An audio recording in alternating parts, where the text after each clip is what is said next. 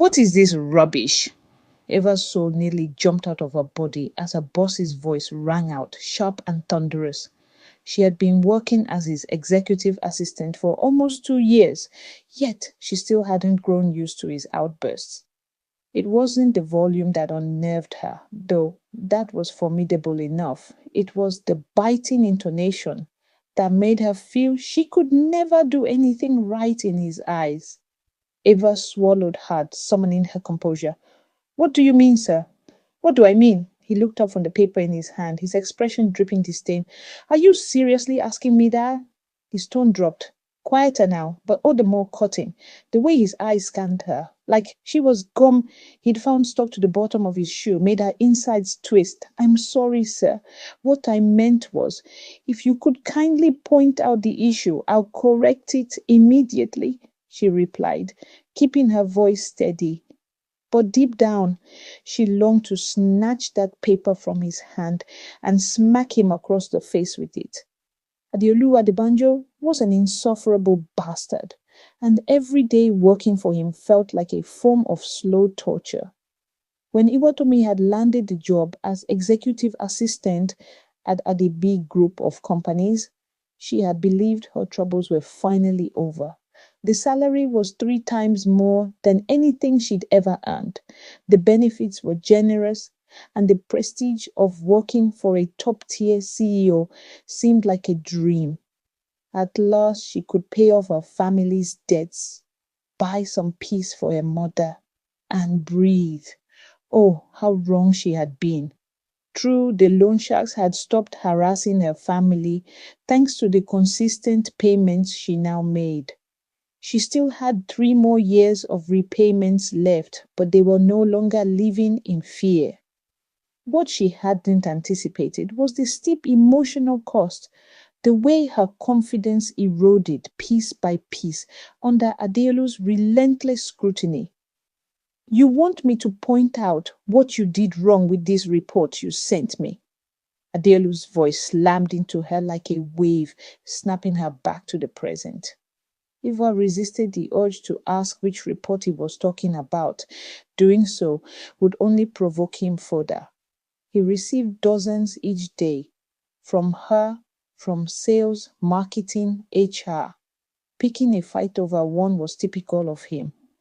If you could forward the report to me via email, sir, I'll review it and correct any issues promptly, she said instead, a tone neutral, controlled.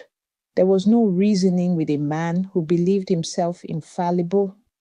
I already did, and you'd better make sure every detail in that report is accurate before you send it back to me, he snapped, eyes already back on his screen, the conversation clearly over. Yes, sir. She turned on her heel, the pointed tip sinking slightly into the plush beige carpet as she made her exit. Only once she closed the door behind her did she allow herself to exhale, a long, heavy breath that felt like it came from her very soul. When she had first joined the company, colleagues had bet she wouldn't last 2 months. That had been the tenure of the previous assistant, Adeolu's longest-serving one before her, who had quit in tears. But the joke was on them.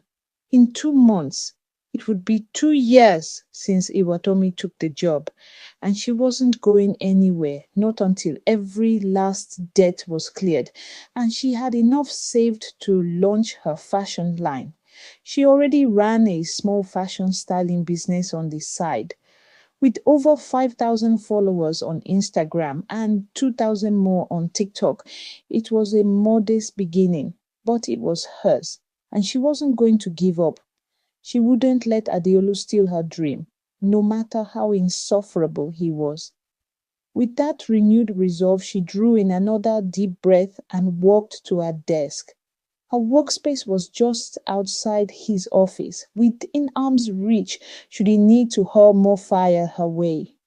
Just as she was settling down in front of her desk and reaching for the report he had sent, the door opened and in walked Adebanji, the COO. In that instant, the tension in her chest loosened.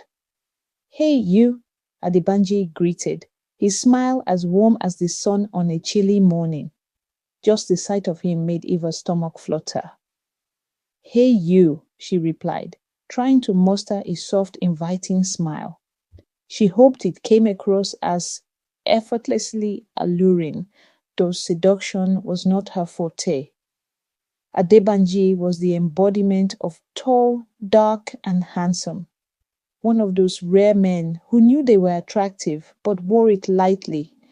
Eva had harbored a crush on him for months, just like half the single women in the office, perhaps a few of the married ones too. And who could blame them? His voice was a balm, soothing and deep, his manner gentle and kind. He led with integrity and compassion. On top of that, he was drop dead gorgeous and undeniably successful. He was everything Adielu was not. It was hard to believe they were cousins. Where Adebanji exuded light, Adeolu seemed cloaked in a permanent cloud, never smiling, always critical, as if the world existed solely to disappoint him. It must be exhausting to live that way. Honestly, what was Adeolu's problem? He had everything anyone could ask for, yet carried himself like life had wronged him deeply. Is he in? Adebanji asked, nodding subtly towards Adeolu's door. He is, Eva replied. What's his mood like today? He asked, his tone light but knowing. As it always is, she said with a small shake of her head, lips tugging into a resigned smile. Must be tough, he said, holding out his fist. She bumped it gently with hers, and that simple gesture lifted her spirits more than he could have known. Adebanji disappeared into Adeolu's office, and Eva finally turned her attention to the report. As she opened the document, her heart sank, just as she suspected. It wasn't even her work. It was a sales performance report, clearly compiled by the sales department. Such a trifling bastard, she muttered under her breath. She forwarded the report to the head of the department, requesting they recheck the document before sending it on to the CEO. With that sorted, she returned to her tasks, letting the rhythm of her work carry her through the rest of the morning. Before she knew it, lunchtime had arrived, offering a brief reprieve from the storm. The day's lunch menu featured rice and beans, her favorite. With a steaming tray in hand, Eva scanned the cafeteria for a place to sit. Spotting her work bestie, Nkechi, already seated with Oge and Tiwa, she headed over and slipped into the only empty seat beside her. Ah, you're here today. Your Oga actually let you have lunch? Nkechi teased, earning a round of laughter from the others. Oh, he stepped out with Adebanji, so I doubt he'll need me soon, Eva replied, dabbing her spoon with a tissue. Oh, Mo, how you dey cope sef? Tiwa asked, shaking her head. Exactly what I was about to ask, Oge chimed in. When you first joined, you were all sunshine and breeze. Honestly, I was certain you wouldn't last a week. It's always the quiet ones, Tiwa added, grinning. Eva laughed along with them. They didn't know the half of it. If they understood what she endured working for Adeolu, they might not have found it so amusing. But when you carried the kind of debt she did, surviving a man like Adeolu was just one of many battles. She had barely dug into her food when her phone vibrated against the table. Expecting another abrupt demand from Adeolu, she sighed and glanced at the screen. It was her sister, Demi. That was odd. She rarely called. Texts were more her style. So for the phone to ring now meant something was wrong. Eva's heartbeat quickened as she answered.